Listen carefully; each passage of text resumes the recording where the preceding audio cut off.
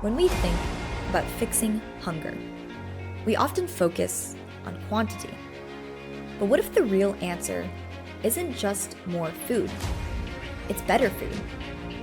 And what if the real transformation begins not in the emergency room, but in a garden bed? Stacey Antine, and I'm a master's in food and nutrition, and I'm the founder of Health Barn. Stacey didn't start on a farm.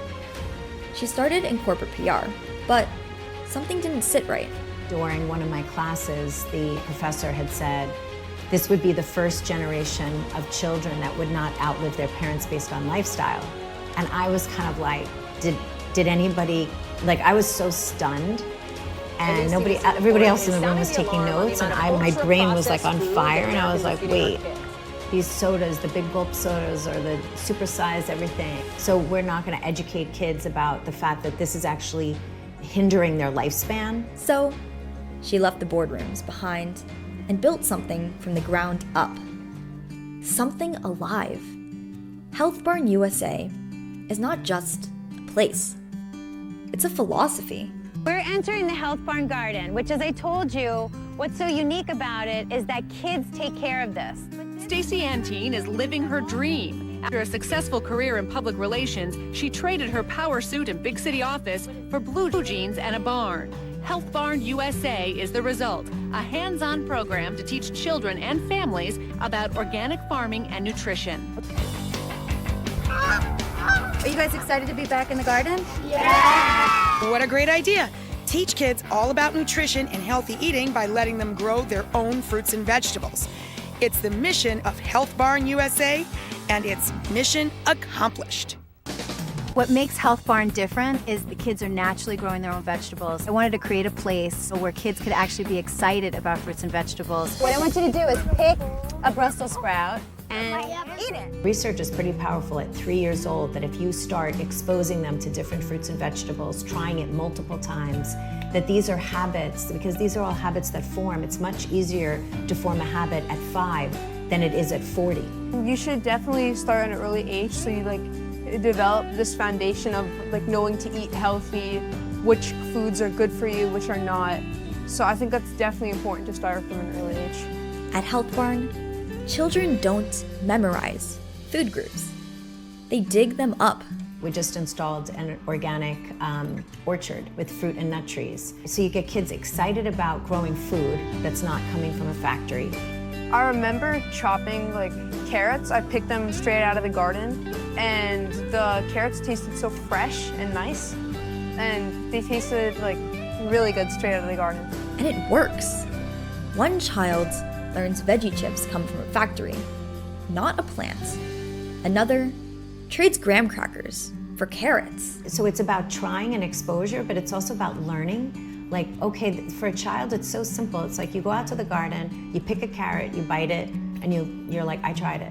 Education can spark agency at any age, but especially when it starts young. We have to teach people skills, not only nutrition education, which is important. We have to start teaching skills. Even now at Health Barn, when we're pulling things from the garden, we have to teach them, you don't put water on food that isn't going to be served on vegetables.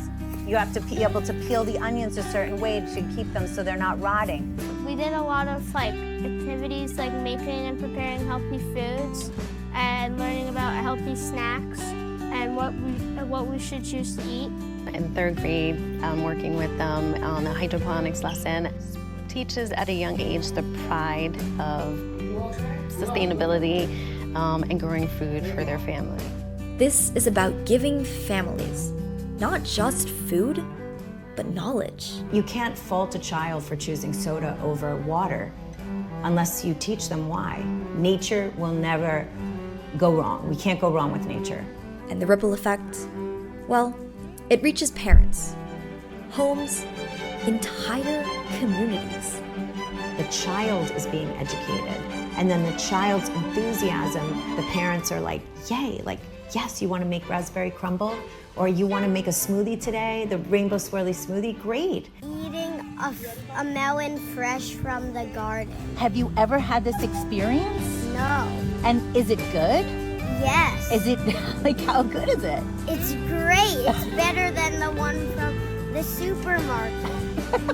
And that is a honeydew melon. Did you know that? Yes. Great. Do you know what vitamin it's high in? No. High in vitamin C. Well, whatever vitamin it has in it, it sure tastes good.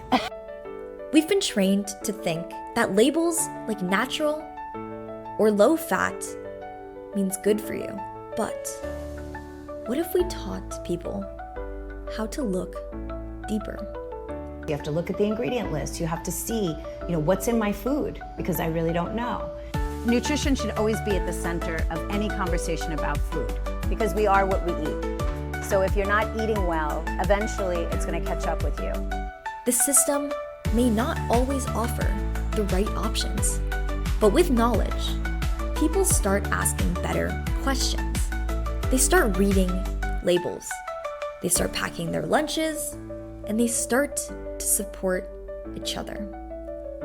If we learn, like someone share an article about how you should not eat a particular thing, we're all gonna stop eating it.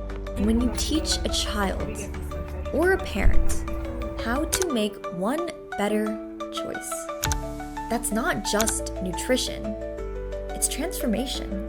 It's important. We're teaching people to do things. The old saying is, if you give someone a fish, they'll eat for today. If you teach a man to fish, he'll eat every day. Education is the only real empowerment. If you don't give them knowledge, you can't empower them. And you can't expect them to make healthy choices with no knowledge. Maybe it starts with a seed. Maybe it starts with a class, a taste test. But it grows into something bigger. So it's really strong bodies and healthy minds. That's our slogan, and that has not changed.